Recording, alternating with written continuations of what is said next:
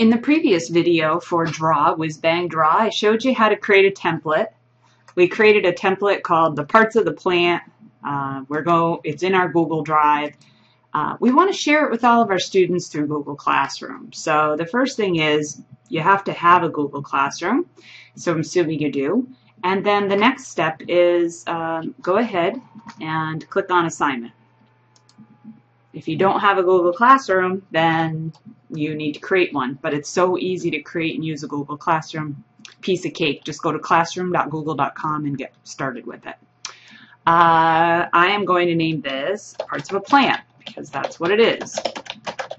And the concept here is it's probably not that often that you're going to do this with your kindergarten class, although you may teach them some basic skills in logging in and clicking on things to access docs and draw, and you'll find yourself using these tools more often than you would have without them.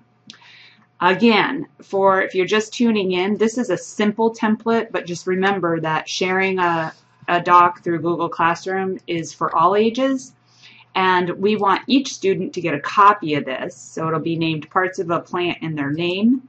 And then I'll have instant access to it as a teacher as they're working on it and when they're finished.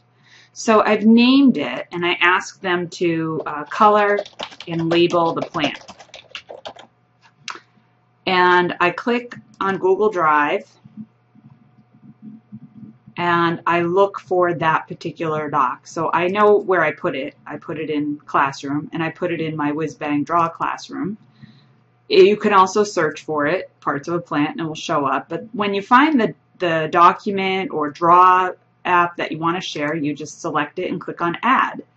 What is important here is that I make a copy for each student and then I assign it. And that is done on my end. On the student's end, however, they're going to access it now. So let me get to a student. And the student logs into Classroom and then just clicks on the class, and there's the parts of the plant. So they click on the assignment and they'll see a link directly to the Google Draw doc. The minute they open the doc, you as the teacher has access. So Cameron here is going to open it up. And remember our instructions where we're going to tell the kids that don't worry, this will change to Cameron's name. So we're going to have the students color and label. So then Cameron comes in and clicks on it, and then he's going to start filling in. So you're going to be giving students instructions on how to do these things. And some of them will take it by storm and have advanced abilities and skills in being able to manipulate the mouse and do what you need to do if they're younger students, and others will struggle. So this is a really good time to assess a lot of skills that your students already have or do not have. So Cameron's working on it. Let's go back to the teacher.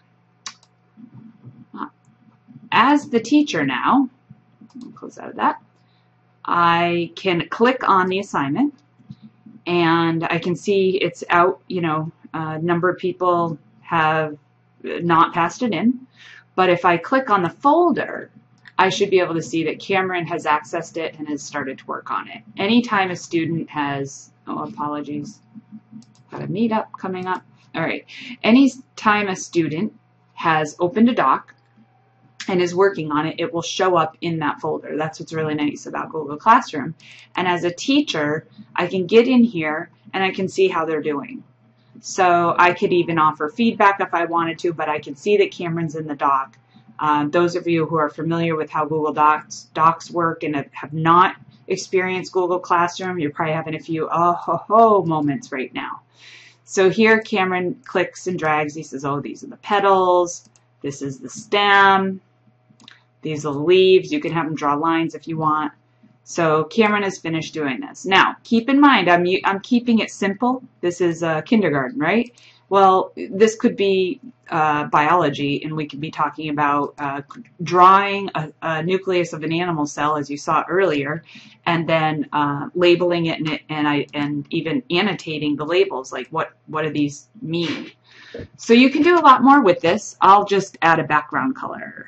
Let's say he wants it to be dark blue. Yellow. There we go. Now we have a background color.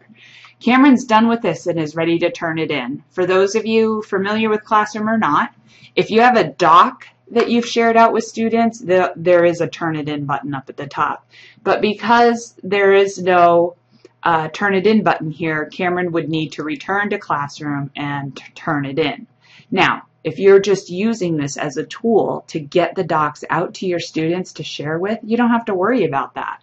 Because at this point, as a teacher, you have access to the doc, which is all you really wanted in the first place.